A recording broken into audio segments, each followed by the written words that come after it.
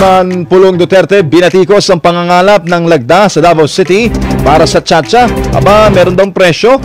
Si Brenda Manalo ng Sunshine Radio Davao sa detalye. Binatikos ni 1st District Congressman Paulo Pulong Duterte ang napabalitang People's Initiative na pinapangunahan umano ni PBA Party List Representative Margarita Mix Nograles. Ayon kay Congressman Duterte, hindi siya pabor sa nasabing inisyatibo dahil hindi ito anya totoong boses ng bayan, kundi ng iilan na gustong manatili sa kapangyarihan. Ani ng kongresista, hindi ito natatakot kahit kuhanan man siya ng budget para sa kanyang distrito, bagaman ang kawawaan niya dito ay ang mga ordinaryong Davaoenyo. Isiniwalat pa ng mababatas na sa 2 bilyong pisong budget para sa unang distrito ay ginawa na lamang itong 500 milyong piso ng liderato ng Kongreso. Panawagan naman ni Duterte sa mga Davaoenyo na hindi nila ipagbili ang kanilang kaluluwa sa halagang 100 piso o kahit 10,000 piso man kapalit ng kanilang lagda. Matatandaan na mayroong napapabalita na may mga inisyatibo sa iba't ibang lugar sa bansa na nangangalap ng lagda kapalit ng ayuda para umano sa pagpapalit ng saligang batas. Para sa Diyos at sa Pilipinas, kung mahal Brenda Manalo, kapartner mo sa balita at sa... We are demanding from our public servants. We don't care about that political circus. No? We don't care about yung pinamumudmud mo yung pera na yan. It's a very cynical way of looking at us at wala kayong respeto sa amin. Pag ang tingin nyo sa amin ay gugustuhin namin kayo dahil lang sa pera. No? Ang gusto namin sa inyo, magsilbi kayo. Tama. Kaya kayo nandyan.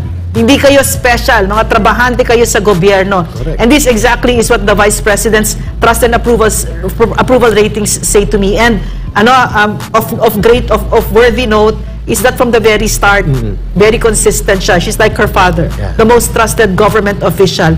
And if you can remember, no, Eric, Ina, Franco, mga kababayan, no, na the Vice President din, si Leni Robredo, ganun din yung ginawa. Walang tigil din yung, yung pagde-demolish kay PRRD, but it didn't work, no? So this is what you want. This is to the public servants, no? This is really not about the Vice President more than it is about what the people is saying to you. Yes. We want you to serve. Yeah. Okay. Yes. Ms. Ina, would you like to have some input?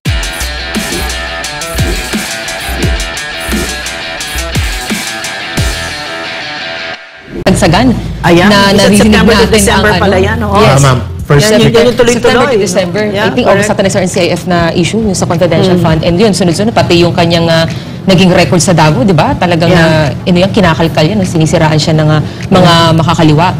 At ito lang, hindi ko lang nakita dito, ano ba talaga yung sinasabi nating batayan para masabi nating trustworthy ang isang government official. Yun yung gusto ko rin itanong sa inyo, mga kasama, mga kababayan, paano ba natin masasabi na ang isang lingkod bayan ay talagang mapagkakatiwalaan? Base dito sa ranking na inilabas ng Pulse Asia Survey, si Vice President Sara Duterte ang pinakamataas, and then sinundan ni Pangulong Bongbong Marcos, and then si SP Miguel Zubiri, and then si Speaker Martin Romualdez. So ayan, nakikita consistent natin. din ito, ha? Very consistent. Oo, nasa bottom line siya.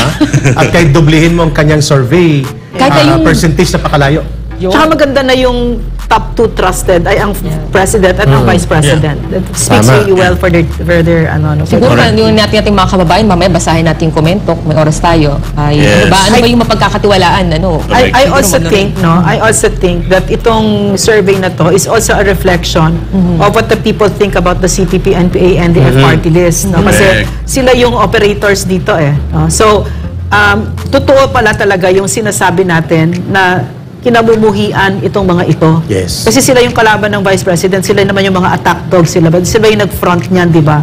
At saka yung any kind of alliance with the CPP is really a kiss of death, no? And any leader that stands very strongly against the CPP, NPA, NDF na kinamumuhian ng taong bayan, yan ang pinagkakatiwalaan ng taong bayan. At ipinagbubunyi, no? Nire-reward siya ng taong bayan. They approve very well of what the Vice President is doing and saying.